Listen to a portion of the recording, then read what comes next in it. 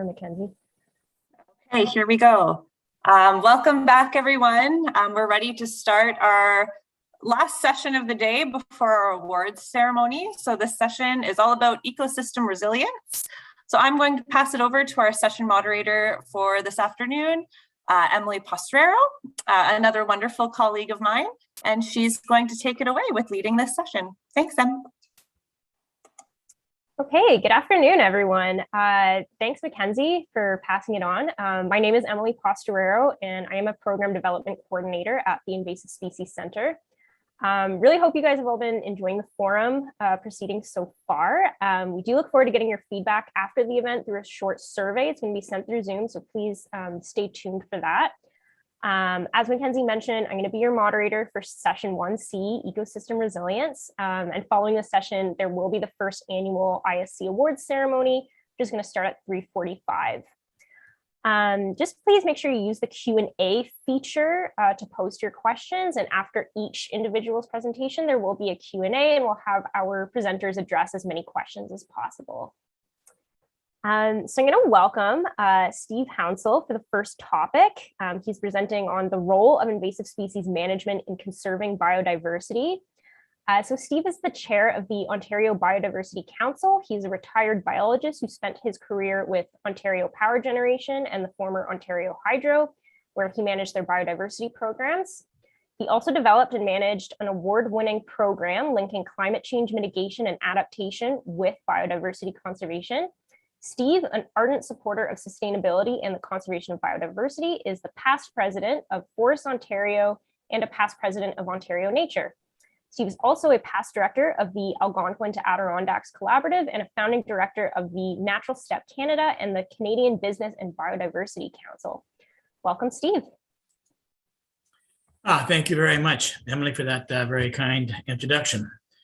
For those of you that are not familiar with the Ontario Biodiversity Council, we are a provincial level multi-sector organization who is tasked to both develop as well as drive the implementation of Ontario's biodiversity strategy. We are also tasked with reporting on the state of Ontario's biodiversity and progress against strategy targets in a 5-year cycle. And I'm very proud to say that the Invasive Species Center is a key member of Council. So my talk this afternoon will be very high level and will be contextual. I'm going to speak briefly about the state of biodiversity, why we must protect it, and what we must do to bend the curve of biodiversity loss and become truly nature positive. More specifically, I will be addressing the role of invasive species management in that effort. Biodiversity, the variety of life on Earth, is under assault. It's a function of a growing human demands on a very finite planet. Indeed, we are in midst of the 6th great extinction spasm of geological time, this time at the hands of humankind in this new era known as the Anthropocene, a new epoch wherein human activity has become a dominant influence on both climate and nature. That, by the way, has been affirmed by a number of global level assessments, including the Living Planet reports published by the World Wildlife Fund, the Global Biodiversity Outlook reports, and the Global Assessment Report on Biodiversity and Ecosystem Services. We have been exceeding the biocapacity of the planet since about 1970, and that is correlated with dramatic losses of biodiversity, with a reported 68% global decline in the populations of vertebrate species between the period of 1970 through to 2016, with a whopping 94% decline in the neotropics. Upwards of 1 million species are currently threatened with extinction.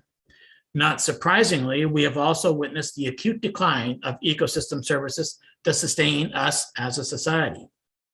According to the World Economic Forum's Global Risk Report, biodiversity loss is among the top 3 global risks, following climate change or climate action failure and extreme weather. Of course, these risks are all closely intertwined.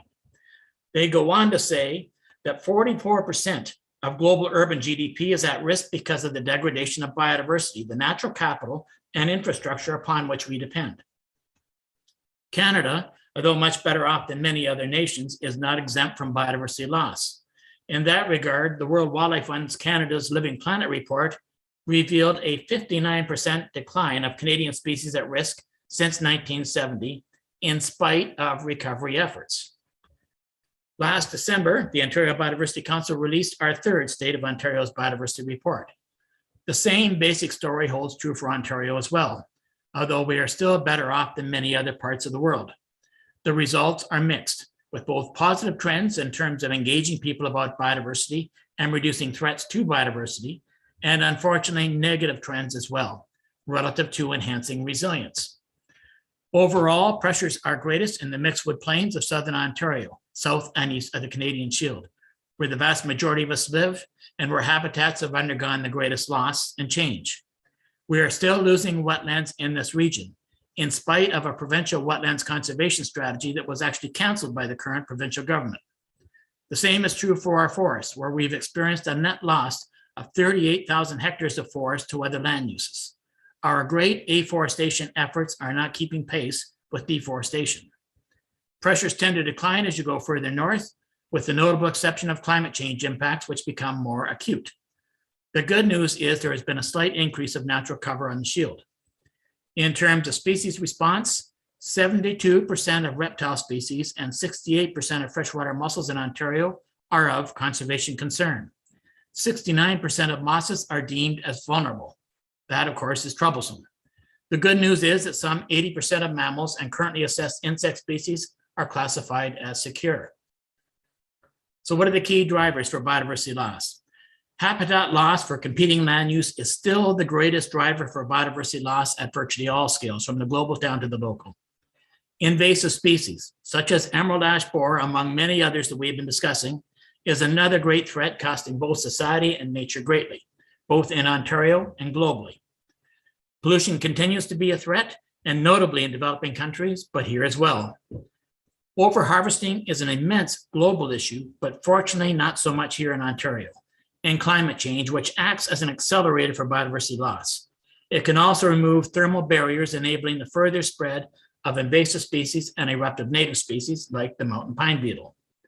All of these threats are fueled by a growing human population and an ever-increasing ecological footprint. So then, why must we reduce threats and why must we conserve? There are two powerful motives for conserving biodiversity. They include notions of altruism. Surely the rest of life matters. Surely our stewardship is its only hope. It also includes powerful arguments of enlightened self-interest, which undoubtedly resonates with the majority of people. In terms of enlightened self-interest, Jared Diamond from the UCLA, I think he says it really well. He says that human needs and a healthy environment, meaning biodiversity, are not opposing claims that must be balanced. Instead, they are inexorably linked by chains of cause and effect. We need a healthy environment because we need clean water, clean air, wood and food, plus soil and sunlight to grow our crops. We need functioning natural ecosystems with their native species of earthworms, bees, plants, and microbes to generate and aerate our soils, pollinate our crops, decompose our waste, and produce our oxygen. We need to prevent toxic substances from accumulating in our water and air and soil. We need to prevent weeds, germs, and other pest species from becoming established in places where they are not native and where they cause economic damage, invasive species in short. Our strongest arguments for a healthy environment are selfish. We want it for ourselves, not just for threatened species, although clearly they need it as well. We need healthy ecosystems with their native biodiversity for our own well-being and for our mental health, something which has become acutely apparent during the current COVID-19 pandemic. Going for a walk in the woods has been a lifesaver for me, and I suspect that's probably true for many of you as well. We also need nature in terms of natural infrastructure to enhance our safety and resilience to extreme weather events, including extreme heat and flood, which are both increasing in frequency and severity, courtesy of human-induced climate change. The bottom line is this: healthy ecosystems sustain societies which create economies. It does not work the other way around. Conserving biodiversity underpins and indeed is the foundation to the pursuit of sustainable development. It is much more than simply another consideration to be balanced or traded off against social and economic concerns. Remember, healthy ecosystems sustain healthy people and a healthy economy.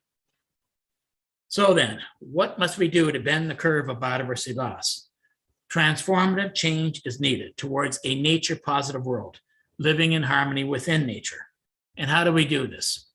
By advancing nature-based solutions that will achieve the multiple wins that we seek for biodiversity, for climate and for people, and by reducing threats while we also enhance resilience.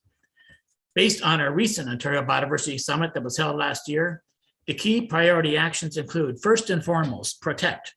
Priority 1 has to be to advance the protection of biodiversity-rich and carbon-dense ecosystems of all types that would otherwise be imperiled by human activity. Current targets are 25% by 2025 and 30% by 2030. Ontario needs to get on board with these targets. We are only at 10.7%.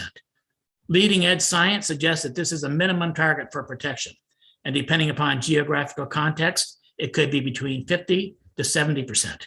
Recall E.O. Wilson's book, Half Earth. Secondly, restore. Large-scale habitat restoration is needed on degraded lands and waters and in areas where habitat loss and fragmentation is greatest and where biodiversity is most imperiled, including the recovery of species at risk. Restoration goals should explicitly address positive outcomes for biodiversity, climate, and people benefits, including our health, well-being, and climate resilience. And thirdly, sustainable use. Industrial practices within both the renewable and non-renewable sectors need to embrace the conservation of biodiversity through the transparent use of the mitigation hierarchy, while also embracing approaches that will both reduce and offset carbon emissions. Mainstreaming biodiversity within planning, operations, and the supply chain needs to become the norm and integrated into corporate reporting. We need to emulate the conservation success of our Indigenous peoples. And we also need to fund. Financial investments in the protection and restoration of nature should be commensurate with the socioeconomic benefits nature creates for society and climate resilience. We need a huge boost in funding for all the benefits we receive. We can start by ending the subsidies that are destroying nature, which globally and undoubtedly here as well, are orders of magnitude greater than government funds protecting nature. We should be reinvesting those funds in nature-based solutions that deliver positive biodiversity outcomes. Just consider the benefits that could create. There are also several cross-cutting themes to the above high-level priority actions. They include the support and consent of Indigenous peoples. We must also engage people. People need to support and demand large-scale protection and restoration of ecosystems from both government as well as business. People need to see their connectedness and dependence upon biodiversity and actually be turned on by their inherent love of nature, biophilia. This is also about enlightened self-interest for our health, for our safety, and for our prosperity. We also need to mainstream biodiversity. This is not a job for some, but a job for all. Biodiversity and climate positive actions need to be integrated into all sectors as a way of sustainably interacting with the natural world. And we must also reduce threats such as invasive species, habitat loss, and climate change, among others, while we continue to work to enhance resilience. That includes the need to reduce our ecological footprint to be well within the biocapacity of the regions that sustains us. Reducing threats is one of those cross-cutting themes, and specifically reducing the threats of invasive species. All of the above activities, the protection, the restoration, and the sustainable use of working landscapes requires the management of invasive species, as you've been doing already. Priority 1 is the prevention of new invasive species from becoming established in areas where they are not native and where they can do damage. Early detection and rapid response is critical to prevent spread. Once established, the challenge becomes preventing further spread and mitigating and managing their adverse effects on nature and our economy, be they aquatic or terrestrial species. That is very easy to say, and as you know, far more challenging to accomplish. In terms of protected areas, we need to realize that many of our existing and indeed future protected areas are already threatened by the presence of invasive species. Few areas can be regarded as pristine and threat-free. Many of these biodiversity-rich areas are particularly vulnerable to the explosive population characteristics of invasive species, often outcompeting habitat specialists or species with low reproductive rates and poor dispersal capabilities. In short, invasive species management, including prevention, early detection, risk assessment, and priority management actions, needs to be an integral part of protected areas management. In its absence, the most vulnerable of our species may be further imperiled. In terms of restoration, The restoration of habitats and the recovery of species at risk may sound simple, but it too is extremely challenging, be it terrestrial or be it aquatic. Preventing and reducing the spread of invasive species, including eruptive native species, is a critical component of successful restoration work. In its absence, the success of restoration efforts will be greatly reduced, or at worst, it will fail. Indeed, the management of invasive species may in fact be a key driver for habitat and ecosystem restoration and recovery. And I think we're going to be hearing more about that later with some fascinating work on Phragmites management in wetlands. The very act of removing Phragmites has proven to be a great restoration tool, enabling the rapid recovery of native species as a natural restoration process. Just give our native species a chance and let nature heal itself. That seems to be the case for the wonderful Phragmites control program at Long Point and Big Creek Marsh. Invasive species management is a vital part of ecosystem restoration. The working landscape is vast, and we depend upon it for the renewable resources it produces for us, most notably in the agriculture, fisheries, and forestry sectors, but also at a smaller scale as woodlot managers and land managers. The same is true for outdoor recreation. Yet again, invasive species management is a cross-cutting issue. It needs to be integrated into all of those areas. Consider the effects of the emerald ash borer on our southern ash forests, or the potential effects of feral pigs on agriculture and our natural systems, or the effects of invasive aquatic species such as the Asian carp. Step one, again, prevention, and then early detection to prevent unbridled spread, which can cause tremendous ecological, economic, and social harm. The management of invasive species needs to be an integral part of the management regime of the working landscape. In summary, bending the curve of biodiversity loss will not be easy. We need transformative change. We need to heavily invest in nature-based solutions to bend the curve of biodiversity loss, become nature positive, and work towards the global aspirational goal of living in harmony within nature by 2050. That means we must continue to reduce threats while we work to enhance resilience. The effective management of invasive species is core to that effort and journey. Thank you, Invasive Species Center, and all of you that are involved in this conference for being a lead in that effort. And finally, if I can be so bold, I suggest that we must look into the mirror as we address the invasive species issue. There is no large vertebrate species that has had such a profound effect on nature as humankind. We have spread across the globe, transforming ecosystems for our own benefit, often with little regard for the rest of life on Earth. Indeed, we have been the vector, sometimes willingly, most times unwittingly, for the spread of invasive species and indeed pandemics in this highly interconnected global community. There is a social and a behavioral element that perhaps needs much greater focus in our management of invasive species.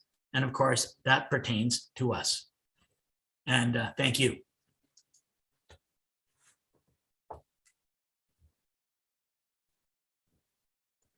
Okay, thanks so much, Steve. We'll go to Q&A now. I can already see a couple, or at least there's one here. So I'm going to read this one out loud. So under your protect strategy, you suggest that 30% is the target for protection. But does sustainable management also count as a tool in the protect scale, or does protect mean hands-off nature only? In Ontario, the greatest threats to biodiversity are in southern Ontario, but the only areas left for a hands-off approach are in northern Ontario. So could you speak to this? Yeah, The protect is actually comes out of the Global Biodiversity Strategy from the Convention on Biological Diversity. 30% by 2030 is meant to be, and we've adopted it nationally, and I think we should be adopting it provincially as well. It is meant to be protected spaces, and it's not meant to be part of the working landscape. So, and you're right, in terms of Southern Ontario, that is extremely challenging, and we probably will not be able to get to 30% here, but we should be able to do that across Ontario. That's not to say we can't do more in terms of protection. Land Trust, the Nature Conservancy, Ontario Nature, a number of organizations actually have some protected spaces, and we need to have more of that to be included. Yes, the working landscape is critically important, which is why I included that. We need to be sustainably managing it, and we need to be managing in a way that's actually sensitive to our impacts on biodiversity, and which also gets back to restoration. We need to be restoring marginal lands for biodiversity benefits and for the natural infrastructure it provides to provide benefits to us. We've lost a great deal of nature, and it hits us every time we have an extreme storm event in terms of the ability of nature to be able to absorb some of those effects, and it hits us as well. And as I said, 30% is a target. Actually, we probably need more, but we're trying to actually have targets that we can achieve. All right, well, thank you so much. I'm going to move on to our next presenter now. I'm pleased to introduce Carrie Brown-Lima and her presentation, Promoting Resilience in the Face of Climate Change and Invasive Species. So Carrie is the director of the New York Invasive Species Research Institute at Cornell University. And in this role, she works closely with research scientists, state and federal agencies, the New York Invasive Species Council and Advisory Committee, and regional managers and stakeholders to promote innovation and improve the scientific basis of invasive species management. Carrie has 25 years of experience with natural resource conservation and management across ecosystems and borders. She spent more than a decade developing conservation strategies in Brazil and throughout Latin America, including programs such as sustainable fisheries certifications, agriculture and conservation, and transboundary protected areas. Welcome, Carrie.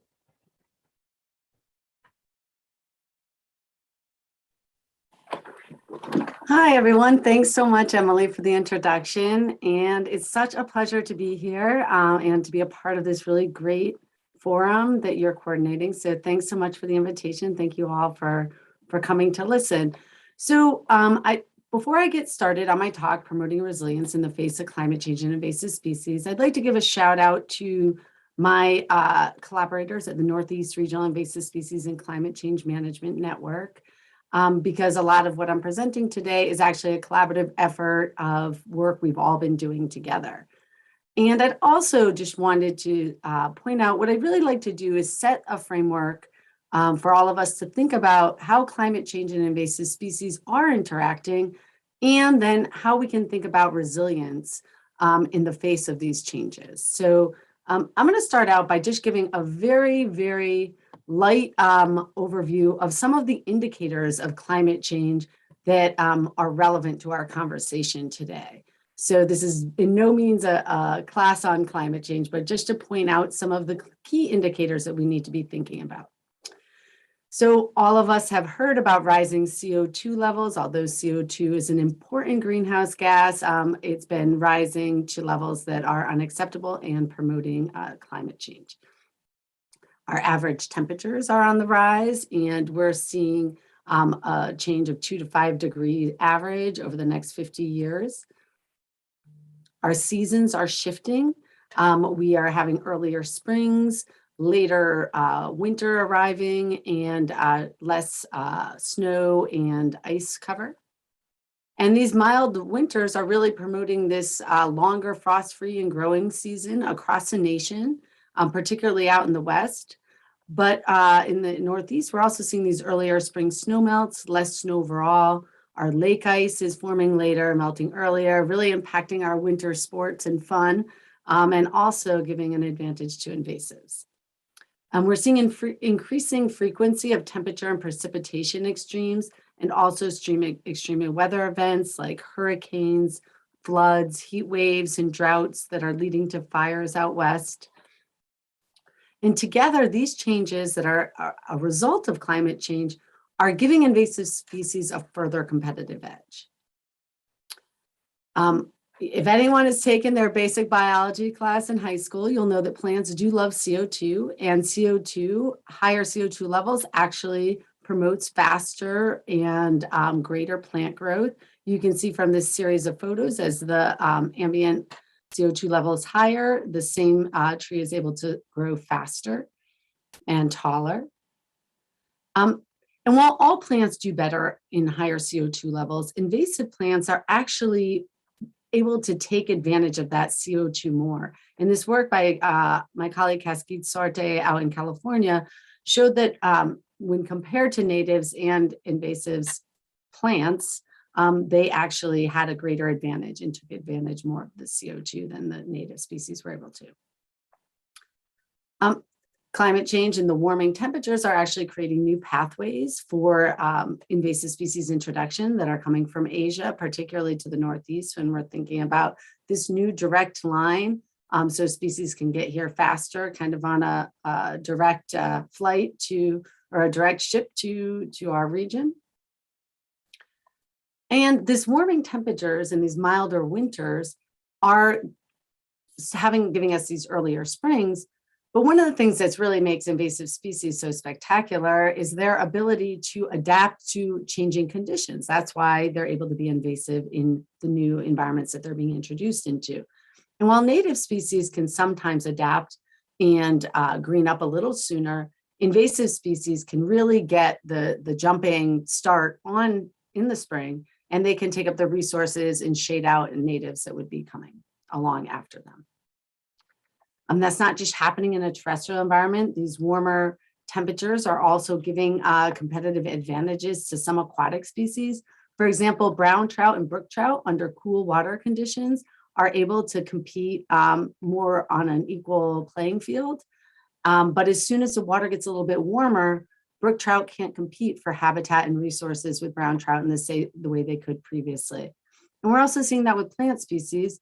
Eurasian water milfoil, which is an invasive species, is able to easily adapt to warmer aquatic conditions, as opposed to its native counterpart, its native milfoil, that can't grow for those longer seasons or reproduce more rapidly. And so those species are doing well in their current range, but in addition to doing better in their current range, invasives are actually on the move, and they're expanding their ranges, as are natives. But invasives are tending to, like I said, take advantage of these new conditions more easily and spread more rapidly. And in fact, Jenica Allen, my two colleagues from the University of Massachusetts, back in 2016, and Jenica Allen and Bethany Bradley projected that the Northeast in our region is going to be a hotspot for future plant invasions as they're looking at climate projections for the region. And it's not just plant species that are going to do better. I know that you guys here in Ontario have been seeing new forest pests cropping up, and actually in places that we never thought was possible. Hemlock woolly adelgid was introduced in the mid-Atlantic region in the 50s and has since been making a march north. We have this distribution map from 2020. It's occurring in regions that we never thought it would be possible for it to occur. And in fact, here in New York, in our Adirondack Mountains right here, it was actually thought that Hemlock woolly adelgid would never be able to survive the cold temperatures, because it's the coldest night that actually of the year that indicates the survival of a lot of these pests. And now for the past few years, we've been finding it in different locations in the Adirondacks, and it's making its way north.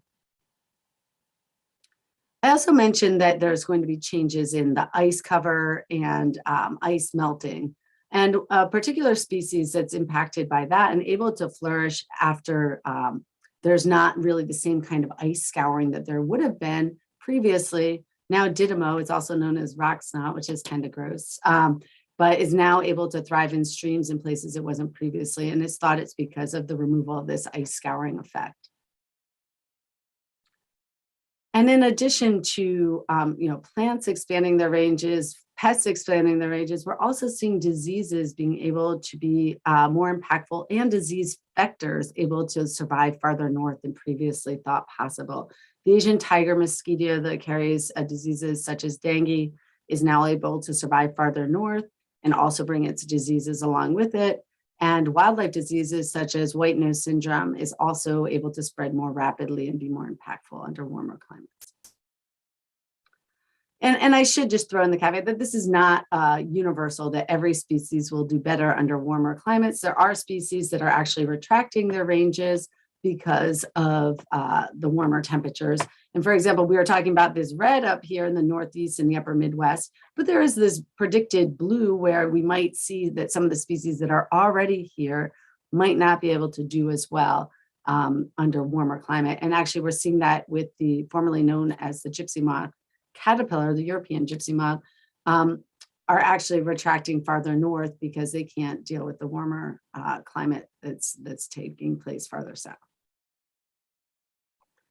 I also had mentioned extreme events would be facilitating and helping invasive species to thrive. Here's an example from Hurricane Katrina. When the canopy was opened up due to the hurricane, the reduced canopy cover that we're seeing here in 2006 was then resulted in an outbreak of understory invasive plants like blackberry that were then able to take advantage of the new sunlight and resources and really thrive.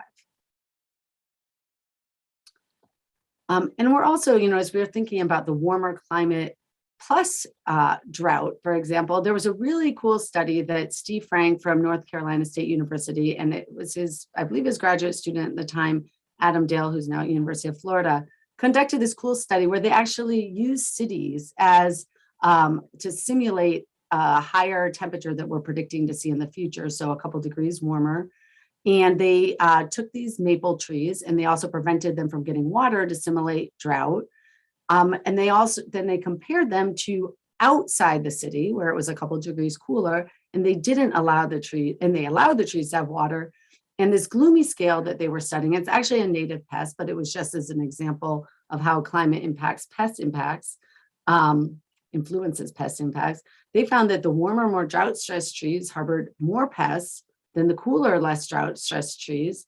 And so their prediction is that as these cities and natural habitats become hotter and drier, damaging scale insects will become more abundant. And we're also seeing the same thing hold true for things like hemlock woolly adelgid, where they're able to have this greater impact and be more successful on these drought and already compromised hemlock trees.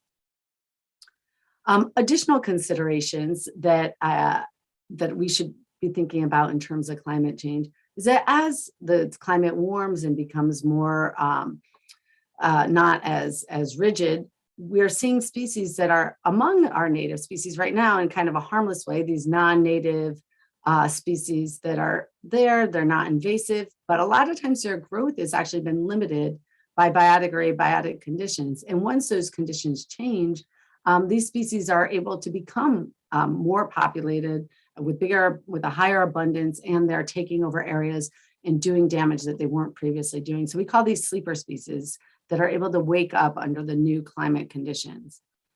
And, we do have some suspected species that we see could be a problem here in the Northeast. A lot of my talk is focused on the Northeast because that's where we've been doing a lot of our work. But just giving an example, kind of a old example from the UK where the acorn barnacle that was present for 50 years. And then after a few warm winters, it became invasive. It went from just being a harmless bystander to actually becoming a problem. Another consideration that we'll need to think about in terms of managing invasive species under future climate conditions is the reduced efficacy of control methods. And Lou Ziska did a really neat study back in 2004. He published it, where he was looking at how effective glyphosate could control Canada thistle, a pretty aggressive perennial weed, in ambient CO2 and in future CO2. And what he found was that it was highly successful, as you can see from this photo on the left, or on my left, compared to on the right, future CO2 conditions, where it lost its efficacy, mainly due to these hardier, larger root masses and the ability for the plants to actually withstand some of the treatments. Carrie, just so you know, you've got a few minutes left, okay? Okay, yep, thank you. Okay, so, and then as we're thinking about control methods, biological control is another control method we use quite widespread here in North America to control invasive species, where we're introducing a native enemy from the native range of some of our invasives into the introduced range, which would be North America. But these really depend on there being a match in the phenology and life history of the organisms. And so a bunch of studies are going on right now to see that whether these biological controls may become less effective due to climate change when their phenology is decoupled between the biocontrol and its target, these changes in growth rate of both the agent and the target, and in their actual range. So, we'll be getting more information on this moving forward, but it's definitely a concern that we see.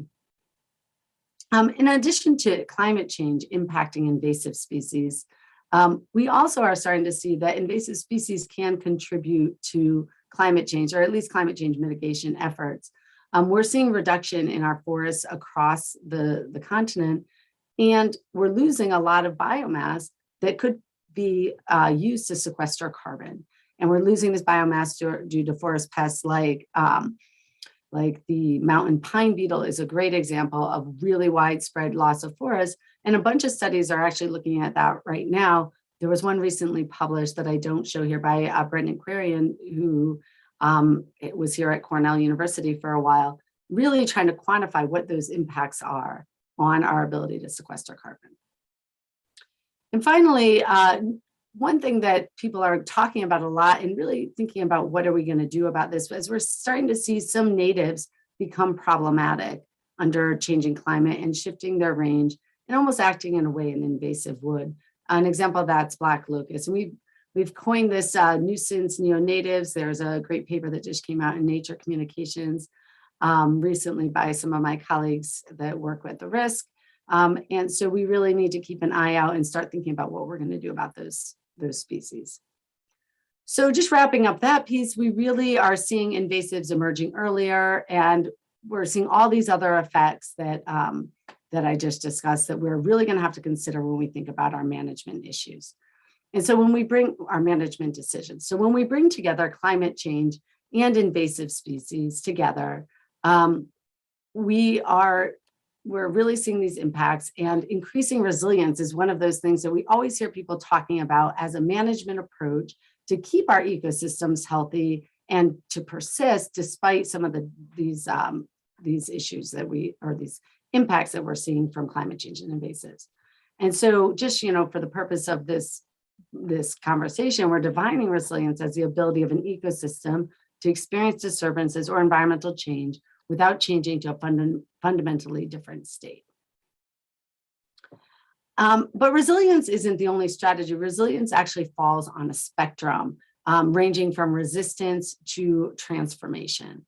So when we're thinking about resistance, we're trying to really stop any of these impacts from happening. So we want the native species to remain dominant and function normally. We want the original community structure, biodiversity functions to be maintained. And resilience falls in the middle, where we're allowing the disturbance to happen, but we're helping the ecosystem to be able to maintain its function over time, despite these stresses. And there may be some changes, but it wouldn't have a complete transformation. And when we're thinking about transformation, we're seeing a fundamental change happen where we're passing a tipping point, and the disturbances actually initiate a permanent shift in the biodiversity structure of the system. So I just wanted to give a quick example before I wrap up here. I know I've got about 3 more minutes. Resistance is actually where we're taking actions to maintain. Resilience is we're allowing for some change, and then transformation, we're allowing or helping that change actually happen. And so, as we think about resistance management strategies would be prevention of new invasions through policy, eradicating completely harmful invasives, maintaining the current existing biodiversity, and reducing climate stress. Where in resilience, we may be increasing habitat connectivity, promoting biodiversity on multiple scales, maintaining historical disturbance regimes to try to maintain some part of that ecosystem, and supporting growth of certain focal populations. Whereas in transformation, we're just facilitating migration or just letting things go, and our complete inaction will allow things to shift. And so I didn't leave myself much time to go through these, but resistance, for example, when we're thinking about emerald ash borer, would be chemically treating trees, thinning them, trying to maintain those trees on the landscape in the same way that they were. Where in a resilience strategy, we might actually do some silviculture treatments, plant some, or assist other species that are already there to maintain their vigor. And we're just trying to keep the ash in there so that if we do have a successful biocontrol moving forward, they could come back and it wouldn't be completely lost, but we're actually not actively maintaining them. And then in transformation, we're just kind of letting things go or getting rid of ash, cutting them down and planting whole new suite of species. And so I kind of whizzed through this a little bit here, but I just really wanted to point out that this is all available. I had mentioned the Risk Network. We have a series of white paper publications. We call them management challenges to help people frame their thinking on invasive species and climate change. And so a lot of what I talked about today, there's a whole series, like I said, can be found at the Risk Network under our management challenge heading. And I know I keep talking about the Risk Network, so I want to take my last minute here. You guys can go ahead and put your questions in the chat and I'll be sure to answer them. It's just to introduce you to what RISK is. We founded it back in 2016. It's a collaborative effort between UMass, the Northeast CASC, and Cornell's, the New York Invasive Species Research Institute. And we really were trying to address the question, how can we manage for biological invasions in light of climate change? Our mission is to actually reduce the compounding effects of invasive species and climate change by synthesizing relevant science, communicating the needs of managers to researchers, building strong scientific manager communities, and conducting priority research. We have a great leadership team, both at Cornell and UMass and at other universities and management agencies that have been participating. And now we have over 600 people that are in our network. You can check out the website to see a little more about some of the different areas we work in. And I also just wanted to highlight that what's really exciting about this is, like I said, we started around 6 years ago in the Northeast, and now it's being replicated in 4 other regions in the US. And, it could be something that Canada and could think about as well. And we'd love to work with you. We'd love to have you all join our network here in the Northeast, or we'd also love to talk to you more about replicating the effort where you live. So check out our website, risknetwork.org, to join our listserv to get some of the resources. Also, the Research Institute has a newsletter, and we get a lot of new research out. We interview researchers to spotlight their work. We host webinars and whatnot every month. So please check us out as well. And thanks so much for the invitation today. And sorry if I went a minute over. Thanks so much, Carrie. Unfortunately, we are just out of time for a live Q&A. We might be able to save some of the questions for after all of the other speakers.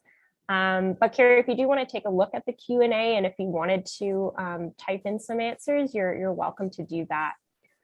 Great, I'll do it. Thanks again. Yeah, you're welcome. So I am going to introduce our next speaker. So please give a warm welcome to Dr. Rebecca Rooney, who's going to give a presentation on 6 years of tracking invasive Phragmites australis suppression efficacy in a biodiversity hotspot. So Dr. Rebecca Rooney is an associate professor at the University of Waterloo in the Department of Biology and the leader of the Waterloo Wetland Lab. She's a nationally recognized expert in environmental monitoring and wetland ecology with 20 years of experience in research and 50 peer-reviewed scientific papers. She and her graduate students study the effects of invasive species, contaminants, climate change, habitat loss, and other anthropogenic disturbances on wetland communities and wetland ecosystem functions. They've investigated the response of birds, invertebrates, endangered plants, decomposition, and primary production rates, hydrologic fluctuations, and biofilms to the herbicide-based suppression of invasive Phragmites australis. They're developing predictive models for the type of vegetation community that will recover after Phragmites australis removal. Welcome, Rebecca. Thanks so much, Emily. So I'm going to be talking today about the outcome of 6 years of monitoring work we did associated with the emergency use registration, where glyphosate was applied over water to control invasive Phragmites in a couple of biodiversity hotspots, coastal marshes on the North Shore of Lake Erie. And it's a good transition, I think, from what Carrie was just talking about in the sense of resilience, because we're talking about the recovery of the native vegetation following this herbicide-based Phragmites suppression. And so thinking about communities being able to rebound after disturbance. And this is really an enormous partnership, which has been led by a few government agencies, in particular the Ontario Ministry of Natural Resources and Forestry, as well as Nature Conservancy of Canada, but businesses, funding agencies, and us as academics from the University of Waterloo have all been really important participants in this enormous undertaking. And through this work, I've actually been able to train 18 different students from the undergraduate to the graduate level. And I have to say that this is really their work. So I want to start by acknowledging their contributions. And when we talk about the emergency use registration, if you've heard about this project before, this pilot project, we really focus on this step here, the obtaining of this emergency registration to use glyphosate over standing water, because that is an action that is otherwise illegal. We don't have a licensed product, a glyphosate containing product that anyone can use to control invasive Phragmites in standing water. At the time that we undertook this work, there wasn't any herbicide that was available for this purpose in Canada. But it didn't begin there. It began some years earlier through involving these different key partners, getting letters of support from the Ministry of the Environment, and a class action or a class environmental assessment by MNRF to be able to enable this work, and then a lot of stakeholder engagement. And so I think that a huge part of the success of this emergency use registration pilot project really boils down to just the amount of stakeholder engagement there was, including First Nations communities, and the, I think, rigorous public notifications process that the group undertook. So they had to obtain the PMRA emergency registration, as well as DFO permits to undertake the work, and Ministry of Environment permits to undertake the work, and then just the logistical, challenges of trying to treat large areas. In the first year of the program in 2016, we treated about 500 hectares of high density Phragmites in pretty inaccessible coastal marsh environments, but we've since treated about 1,500 hectares. So this is a large scale, pretty unprecedented activity for Canada. And the part that I was really involved in came kind of at the end, which is the monitoring and evaluation component. And today I'm going to be presenting to you mostly information about this first piece, the herbicide efficacy assessment.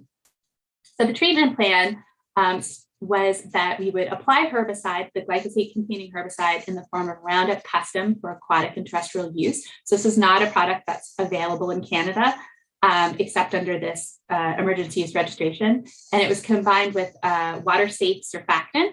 It was applied by a combination of aerial application and ground-based application methods in the fall. And then in the winter, we went back in and mowed or rolled at a time when it wasn't going to harm or interfere with species at risk. And that was in order to knock down the standing Phragmites stems so that they'd be submerged and open up the habitat and hopefully trigger native plants to take back over. And then in the subsequent years, there was allowance for follow-up spot treatment. So these were really targeted, and they were all done via ground treatment. And our research focused on three real questions. First, how effectively did this herbicide application suppress Phragmites australis? And then, more importantly, maybe, given what was motivating the emergency use registration, how did native species recover? So one of the big motivations for this project was the fact that in these two biodiversity hotspots, the Long Point region and Rondo Provincial Park, these sort of intact coastal marshes are home to dozens of species at risk.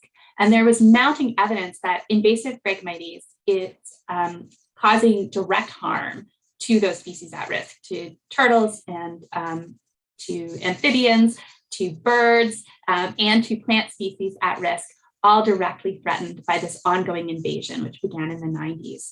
And so really a lot of this was about trying to protect species at risk. So the fact that we want to see that resilience in the ecosystem, we want to see the recovery of native plants is really what's motivating the work. And we wanted to know what the role of the seed bank was in that recovery. And so this is sort of a zoomed in map of the two sites. And what we the sort of study design that we adopted is called a spatially replicated VACI design, where so we have V for before, after, control, and impact. And the idea is we set up these paired points prior to any herbicide treatment, half of them in areas where we intend to apply the herbicide, and half of them paired in areas where we've set that site aside not to be treated. So that provides our statistical control. We did that in both locations, a total of 80 plots. And this allowed us to go out before herbicide was applied to confirm that the treatment and the control plots were equivalent prior to treatment. And then when we apply the treatment, we continue to monitor both sets of plots for a period of 5 or more years to be able to determine that any deviation that arises between the treatment and control plots was due to the herbicide application. So that's the benefits of taking this BACI design approach. And so if we look at 2016 in the summer before herbicide was applied that fall, the control plots, the purple circles, and the treatment plots are pretty indistinguishable. They're both high density monocultures of Phragmites australis with, it doesn't show here because this is only live stems per meter squared, but literally hundreds of stems if you count all the standing dead ones. And then after we applied herbicide in the fall, we went back the following summer and measured again. And we had an over 99% reduction in the stem density in the treated plots compared to the untreated control plots. But what's really exciting is that persisted for quite a long period of time. So we've been monitoring every year since then, and it's remained at 95% or lower compared to the same year control plots. In 2020, this was kind of the extent we made this deal for a 5-year project. And in the fall of 2020, our partners were fed up with looking at this last remaining stand of Phragmites on their properties and having people ask about it because all the other frag had pretty much been dead. And so we had to agree that they could treat our control plots because we pretty much established that it was very effective. And so that's why we don't have any control plots monitored in 2021. But we will continue to track the trajectory of recovery of these treatment plots because that's interesting for a variety of reasons. So the diversity in terms of species richness of plants also recovered, but it took some time. Initially, the diversity was fairly low, being mostly a monoculture of Phragmites, with very little else there. And then right after herbicide was applied, of course, the diversity of plants went down as you'd expect. And if we'd only done a couple years of monitoring, we would have been, maybe disappointed in the outcome. It seems like we, harmed the marsh. But what we see is that after a couple of years, that diversity starts to rebound, and it's now significantly higher in the treated marshes plots than it is in the plots that were left untreated. So it takes a few years for that to become apparent. But species richness is a very coarse measure, and also we're not just biological accountants tallying up the number of species present, right? We care about what species those are. And so when we look at the community composition of these plots, we see that there's this sort of trajectory of change. So it starts out like this. I don't know if you can spot the grad student in there, but this is your typical dense monoculture of Phragmites australis. And then immediately after herbicide application, many of those treatment sites got taken over by things like European frogbit, Eurasian milfoil, and hybrid cattail. There was lots of open water, but there was also a lot of what we call these secondary invasions. So we were a bit concerned that what we've done is traded one invasive plant for another, which would have been a disappointment, but we continued monitoring. Again, there was no active restoration, there was no seeding or planting other than the mowing and the rolling or the follow-up spot treatments that took place. There was no additional treatment to these locations. So without any aid from us, native plants took over most of these plots within sort of 3 to 5 years. And an important thing that emerged here is I'm calling them native dominated plots, but not only is the richness of species at each of these plots higher now, but the plots are different from one another. And so across the marsh as a whole, we actually have a lot more plant species being represented, even though on an individual plot to plot basis, it's not like we have 100 plant species per meter squared, but across the whole marsh, we have these different types of communities emerging. And so we see almost this linear trade-off between this. So this is the first year post-treatment. So before it was all Phragmites. And then immediately after treatment, these secondary invasive plants really took off, but they've been on the decline and they've been being directly displaced by native dominated plant communities. To look at this in a little bit more of a spatial context, here the plots are represented by these little boxes from left to right. We're going from 2017 to 2021. So we're starting the year after treatment, looking only at these treated plots.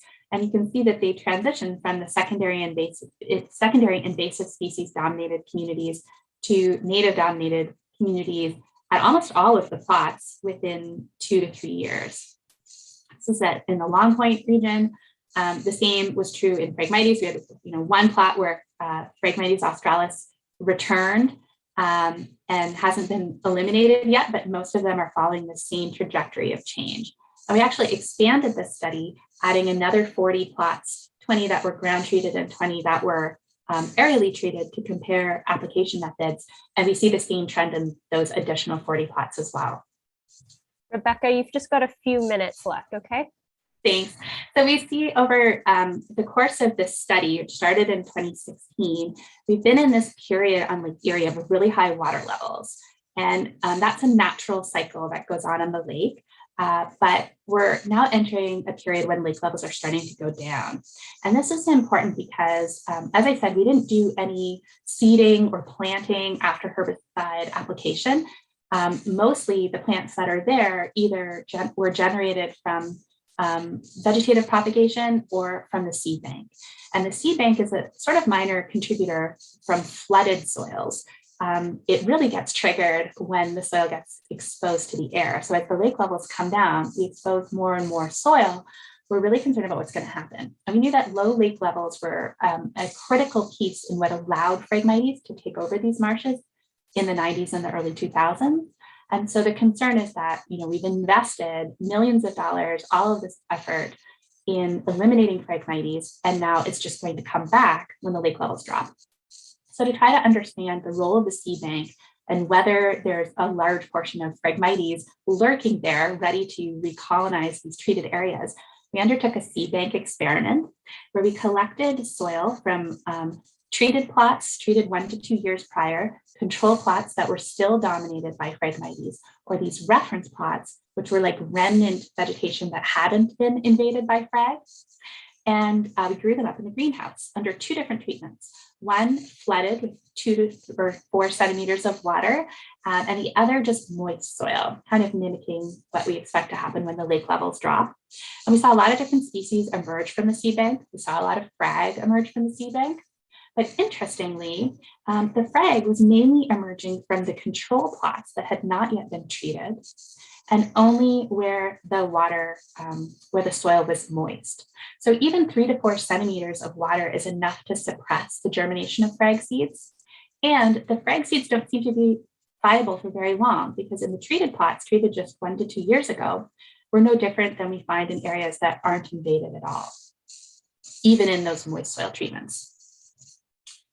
And in terms of the native seeds coming out of the seed bank, there are a lot of diverse native seeds present in these seed bank samples, even from the controlled plots where Phragmites has been dominant for 20 plus years. So there's a healthy, diverse seed bank there waiting to emerge if given the opportunity. And this is just another way to think about diversity, using conservatism scores, thinking about how sensitive the plants are. And again, we see a lot of high conservatism value plant species present in our seed bank. But of course, what goes on in the greenhouse isn't necessarily what happens in the field. So to try to get a little more realistic, to incorporate things like variation in temperature, water level, day length, the exposure to wind, disease, and herbivory, we also carried out a marsh organ experiment. This was done last summer. So we established these marsh organs in treated areas, control plots, as well as some of these reference sites. And you can see that there was some herbivory happening. If we zoom in, this little carrot plant is pretty munched down on, but we see a lot of diversity coming out.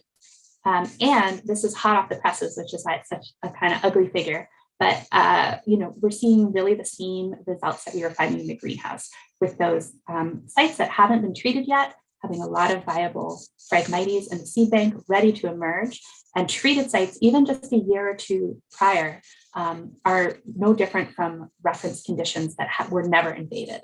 So this is really promising, but it also is a little alarming because it suggests to me that we're sitting on a bit of a ticking time bomb, and we're in a bit of a race against Lake Erie. And as the lake levels drop, any remaining stands of Phragmites are putting more viable seeds into the seed bank every year. But if we can get to those and manage them before the lake levels drop, we have a really good shot of reducing the amount of regrowth, recolonization that's going to happen from the seed bank. A new area. Sorry, we actually are just running up on time for the next presenter. If you just want I to lost conclude. 4 minutes of my talking time. Is it okay if I go on for, I only have like 2 more slides. Yeah, if you just have 2 more slides, go ahead. Okay, so what I was going to say was that our new area of research is really looking at how active restoration using different seed mixtures to promote biological resistance using a coexistence framework would allow us to, naturally resist reinvasion by Phragmites through combining traits that can compete better with Phragmites and also that can, by seeding them, take advantage of priority effects. And so this is a new area of research that we're just beginning to undertake that I think is really exciting and that has a lot of application with the Green Shovels Initiative and a lot of the work going on across Ontario to try to scale up Phragmites control. But there's a lot more we can be doing than simply removing Phragmites to help kind of protect the investment we're making. And then my last slide here is just to kind of answer my 3 research questions. How effective was it? It was highly effective at removing Phragmites. It was also very effective at promoting the recovery of native plants. It did take a little while. You have to be patient, but the high water levels were a big help. And what we're finding is that as lake levels go down, we're going to need to be concerned increasingly about what's present in the seed bank. So I know I'm out of time, and sorry I didn't have time for questions, but here's my email address. You can also find me on Twitter. And thank you very much for celebrating World Wetlands Day Eve with me through this presentation. I really enjoyed getting to share with you guys.